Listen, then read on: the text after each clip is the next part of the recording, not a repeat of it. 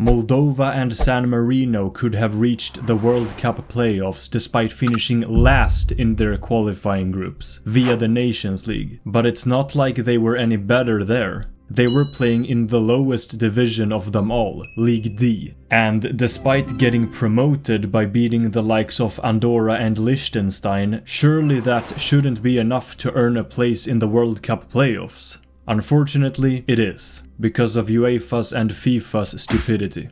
When Nations League teams are selected for the World Cup playoffs, group winners are prioritized, even those in lower divisions. As I said in an earlier video, imagine if the winner of the championship qualified for the Champions League over the, for example, 4th best Premier League team. It's not that far off.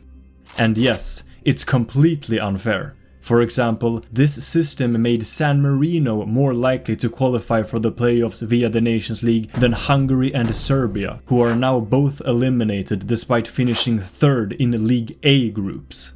Thankfully, neither Moldova nor San Marino advanced in the end, but only because of results elsewhere. San Marino would have advanced if any 2 of the 4 Nations League teams had finished 2nd in their qualifying groups, Romania and Sweden for example. Moldova on the other hand would have advanced if any 1 of the 4 had finished 2nd. So if, say, Romania had beaten Bosnia just once to take 2nd place, Moldova would have gone to the playoffs. The logic behind prioritizing group winners regardless of their league is presumably that UEFA wants teams to take the Nations League seriously across all divisions, including the lower ones. But the obvious downside again is that it's extremely unfair. Take my own country, Sweden. We qualified despite finishing last in our World Cup qualifying group, because we won our Nations League C group. But an equally accurate explanation is that we were relegated from League B the season before,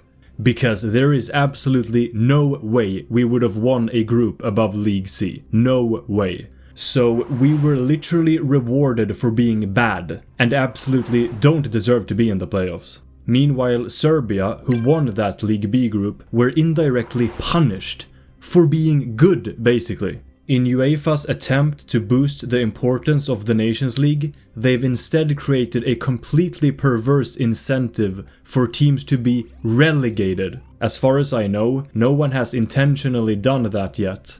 But with World Cup and Euro tickets on the line, how long until someone does?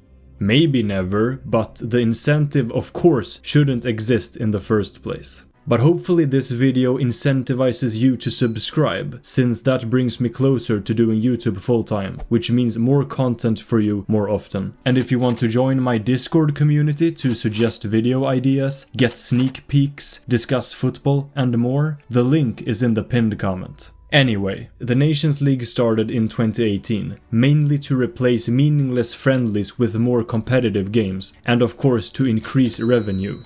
As a standalone tournament, I actually like it. The league phase gives national teams a chance to test tactics and players in meaningful matches, but without the same pressure as European qualifiers, where you can't afford to experiment to the same extent. The problem is how it's been connected to qualification. For Euro 2020, it was arguably even worse than now, since one team from League D was guaranteed qualification. To be fair, the division was bigger and stronger then, but as spotted early on by the football pharaoh, it meant we would surely see one of these teams at Euro 2020. It ended up being North Macedonia, who, despite never getting humiliated, were still the clear whipping boys of their group.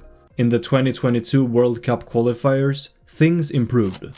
Only 2 teams qualified for the playoffs via the Nations League, Austria and the Czech Republic, both from League B, which is at least respectable. You could argue that Iceland and Bosnia were more deserving based purely on the Nations League since they were in League A, but they were out of their depth there and also terrible in World Cup qualifying, so I still think it was fair that Austria and the Czech Republic advanced. If I'm allowed to speculate, part of the reason things improved might be that UEFA had slightly less control, since the World Cup is organized by FIFA, who may not have wanted the Nations League to have too much influence over their qualifiers. But that's just a theory. Although what ruins that theory is the fact that the system is once again terrible for the 2026 World Cup qualifiers, another FIFA tournament. Maybe UEFA persuaded them or something, who knows. The team selection process was also awful in the Euro 2024 qualifiers. Estonia reached the playoffs by beating Malta and San Marino. Norway finished ahead of Georgia in the qualifiers and were in a higher Nations League division, but it was still Georgia who got a playoff spot. Georgia then qualified by beating Luxembourg and edging out Greece on penalties at home. At the Euros, they picked up a miraculous point in a match dominated by the Czech Republic before losing a memorable game to Turkey. To be fair, they followed that with a sensational win over Portugal, but it doesn't change the fact that Georgia shouldn't have been at the tournament in the first place. This isn't an exhaustive list of all the injustices caused by these selection methods, but it gives you a pretty clear picture. And what makes it even more frustrating is how stupidly obvious the solution is. Just select teams based on the overall Nations League rankings. League C and D teams might not be able to reach the playoffs in that specific cycle, but they'd still have every incentive to get promoted if they want a realistic chance in future qualifiers. With the current format though, teams can sneak into the playoffs in exactly the unfair way Sweden did. And just to add to the injustice, we literally got the best possible draw in my opinion. Even then, we're still unlikely to qualify given how bad we've been. And even if you've already seen a couple of videos on Sweden's downfall, this one should still provide at least some new insights for you.